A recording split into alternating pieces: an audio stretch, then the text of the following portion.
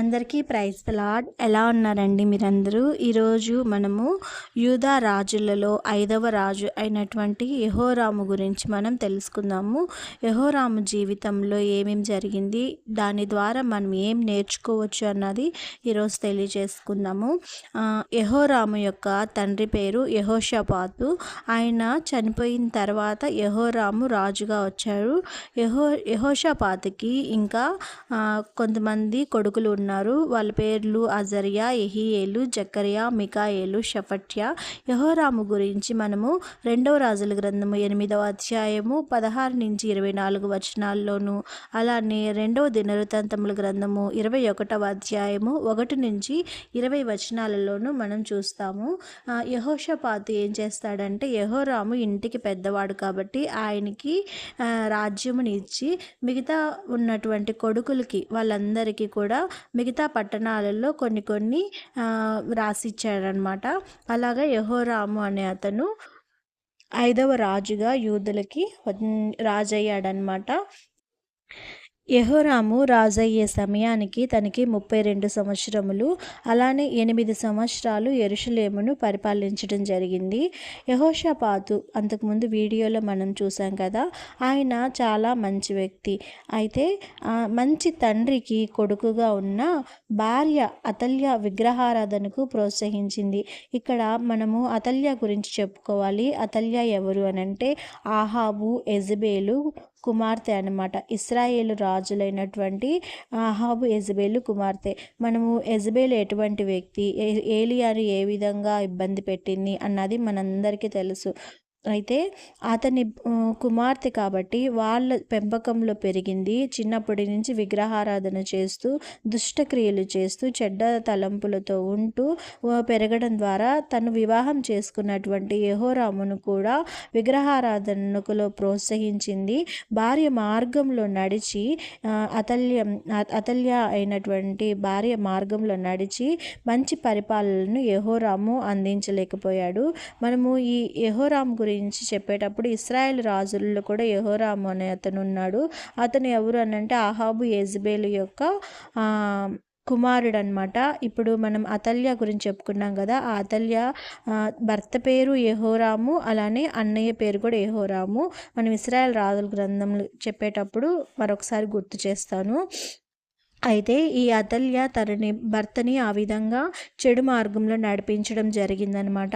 దాని ఫలితంగా యెహోరాము ఏం చేశారంటే, రాజ్యం తనకి స్థిరపడాలి అని చెప్పేసి తన అన్నదమ్ములు ఉంటారు కదా, వాళ్ళందరినీ కూడా యెహోరాము చంపేయడం జరిగిందనమాట తన రాజ్యం కోసము. ఆ విధంగా చంపేయడం ద్వారా దేవుని కోపానికి యెహోరాము గురయ్యాడు. అన్యాయంగా తను చంపేయడం ద్వారా దేవుని కోపానికి గురయ్యాడు యెహోరాము. దేవునికి విరోధంగా ఆహాబు ఏ విధంగా అయితే ఉన్నాడో, ఆహాబు వంశం ఏ దారిలో అయితే నడిచిందో ఆ దారిలోనే యెహోరాము నడవడం జరిగింది. ఇది 2వ రాజుల గ్రంథం 8వ అధ్యాయం 18వ వచనంలో ఉంటుంది. యూదా ప్రజలను కూడా విగ్రహారాధనలోనికి నడిపించడం జరిగింది యెహోరాము. రాజు ఏ విధంగా ఉంటే తన ప్రజలు కూడా ఆ విధంగానే ఉంటారు. కాబట్టి రాజు విగ్రహారాధన చేస్తూ ఆ విధంగా ఉండడం ద్వారా తన ప్రజలు అందరూ కూడా ఆ విధంగా ఉన్నారు. దేవుడు ఏలీయా ప్రవక్త ద్వారా ఒక లేఖను పంపించడం జరిగిందనమాట. అది ఏంటి అనంటే, నువ్వు నీ తండ్రి యెహోషాపాతు మార్గంలో నడవకుండా ఇశ్రాయేలు రాజుల మార్గంలో నడిచి నీ అన్నలను చంపావు, ప్రజలను కూడా తప్పుడు మార్గంలో నడిపించావు. కాబట్టి నిన్ను, నీ జనమును అంటే నీ కుటుంబంను నేను దెబ్బతీస్తాను అని చెప్పేసి హెచ్చరించడం జరిగింది. ఒక ప్రవక్త ద్వారా హెచ్చరించినప్పుడు మనము ఏం చేయాలి అనంటే, దానికి లోబడి మన తప్పుడు నడకలో ఉన్నప్పుడు దాన్ని సరిచేసుకునే వారంగా ఉండాలి. దేవుడు వెంటనే వాళ్ళకి శిక్షింపడు, కానీ ఒక హెచ్చరిక జారీ చేయడం జరుగుతుంది. మన జీవితంలో కూడా ఒక్కొక్కసారి మనం ఏదైనా తప్పు చేసినప్పుడు దైవజనుల ద్వారా, దేవుని వాక్యం మనం చదవడం ద్వారా, ప్రార్థనలో కానీ ఈ విధంగా ఎలా అయినా సరే దేవుడు మనల్ని హెచ్చరిస్తాడు. నువ్వు వెళ్తున్న దారి సరైంది కాదు, నువ్వు సరైన దారిలో వెళ్ళాలి అని. మనం వెంటనే సరి చేసుకుంటే మన కుటుంబము, మనము సంతోషంగా ఉండగలుగుతాం. కాదు అని మనము దేవునికి విరోధమైన దారిలో నడవడం ద్వారా ఈ విధంగా యెహోరాము ఏ విధంగా అయితే శిక్షింపబడ్డాడో అదే విధంగా మనకి కూడా శిక్ష అన్నది వస్తుందన్నమాట. కాబట్టి దేవుడు హెచ్చరించినప్పుడు మనం లోబడి ఉండాలి. దీని ద్వారా ఎదోమీయులు అన్నవాళ్ళు యెహోరాము మీద తిరుగుబాటు చేయడం జరిగింది. అలానే ఫిలిష్తీయులు, అరబీయులు అన్న వాళ్ళు యూదా రాజ్యం మీద దండెత్తడం జరిగిందనమాట.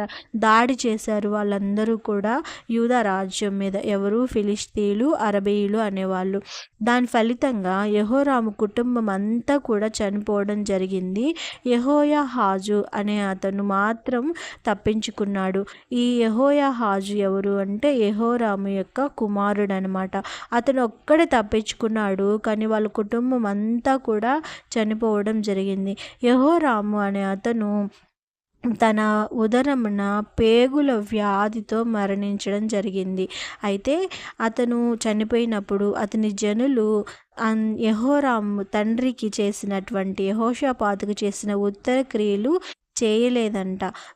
జనులు కూడా ఆయన మరణిస్తే ఎవ్వరూ కూడా బాధపడలేదు అని బైబిల్ గ్రంథంలో రాయబడింది. ఒక వ్యక్తి మరణించినప్పుడు ఎవరైనా సరే ఆ వ్యక్తి మరణించాడే అని బాధపడతాం, కానీ ఈ యెహోరాము చనిపోయినప్పుడు ఎవ్వరూ కూడా బాధపడలేదంట. అటువంటి మరణాన్ని ఈయన పొందాడనమాట. అలానే యూదులు ఏం చేస్తారంటే, ఒక వ్యక్తి బ్రతికున్నప్పుడు ఎంత గౌరవం ఇస్తారో అలానే చనిపోయిన తర్వాత కూడా, చనిపోయిన శవం ఉంటుంది కదా, దానికి కూడా అంతే గౌరవం ఇస్తారు. అయితే ఈ యెహోరాము చేసినటువంటి పనులన్నిటిని బట్టి ఇతన్ని ఆ విధంగా ఉత్తర క్రియలు చేయలేదు అని చెప్పేసి రాయబడడం జరిగింది. అలానే రాజుల సమాధులలో కాకుండా దావీదు పట్టణంలోనే వేరొక చోట పాతి పెట్టడం జరిగింది ఈ యెహోరాముని. ఈ విధంగా యెహోరాము తన జీవితంలో చేసిన తప్పుల ద్వారా, తప్పుడు నిర్ణయాల ద్వారా ఈ విధమైనటువంటి పరిస్థితి ఎదుర్కోవడం జరిగిందనమాట. తన భార్య అతల్య ఏ విధంగా అయితే తప్పుడు మార్గంలో నడిపించిందో తను కూడా అదే తప్పుడు మార్గంలో వెళ్ళాడు. దేవుడు హెచ్చరించినా కూడా తను వెనక్కి తిరిగి రాలేదనమాట. కాబట్టి మనము దీనన్నిటి విషయాల ద్వారా మనం ఎన్నో విషయాలు మనం నేర్చుకుంటాము. ఒక వ్యక్తిని మన జీవితంలో తన భార్యగా కానీ, లేకపోతే భర్తగా కానీ, స్నేహితులుగా కానీ, ఆ విధంగా మనం ఆహ్వానించేటప్పుడు ఒక మంచి వ్యక్తి అన్న అతన్ని మనం చూసుకోవాలి. లేకపోతే మన జీవితమే నాశనం అయిపోయే పరిస్థితులు కూడా ఇక్కడ మనం నేర్చుకోవాల్సింది, మనము ఒక మంచి కుటుంబం నుంచి ఒక అమ్మాయిని తెచ్చుకుంటున్నామా, లేకపోతే ఒక మంచి కుటుంబం నుంచి అబ్బాయిని తెచ్చుకుంటున్నామా, వాళ్ళ పెంపకం ఎట్లా ఉంది, వాళ్ళు ఎట్లా ఉన్నారు అన్నది చూసి మనము వివాహం చేసుకోవడం ద్వారా తర్వాత జీవితం అన్నది వారి మీద ఆధారపడి ఉంటుందన్నమాట. కాబట్టి మంచి నిర్ణయాలు దేవుని మీద ఆధారపడి తీసుకోవాలి అన్నది. కాబట్టి యెహోరాము ద్వారా మనం ఎన్నో విషయాలు నేర్చుకున్నాము, సరి చేసుకున్నాము అని చెప్పేసి ఈ విషయం